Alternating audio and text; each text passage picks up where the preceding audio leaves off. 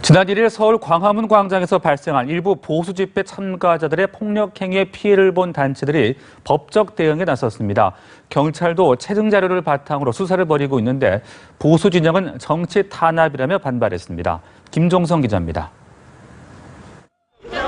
3.1절 당시 일부 집회 참가자들이 광화문 광장에 세월호 희망촛불 조형물에 불을 지르고 폭력을 행사한 것을 규탄하는 기자회견이 열렸습니다.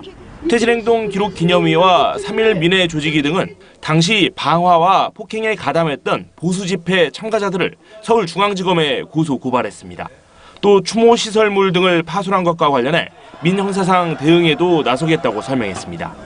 304명의 억울한 죽음을 모욕하고 유가족들의 가슴에 대못을 받고 또 한 번에 씻을 수 없는 상처를 이를 제지하는 양심적인 시민들 욕설을 하고 심지어는 구타를 해서 상해까지 입히기에 이르렀습니다. 이것은 집회라거나 표현의 자유로 우리가 품어줄 수 없는.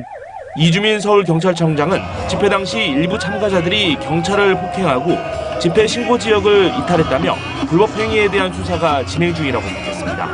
반면 보수 진영은 경찰 수사가 공정하지 못했다며 반발했습니다. 서울시에서 철거해야 될 거를 철거도 안 하고 그대로 두고 보니까 시민들이 철거를 해준 겁니다. 편파적인 부당수사 당장 중단하기 바랍니다. 정권의 하수인인 경찰청장 즉각 사퇴하세요. 경찰은 현장 체증 자료와 CCTV 등을 분석해 가급적 이른 시일 내에 소환 조사를 벌일 방침입니다. 연합뉴스TV 김종상입니다.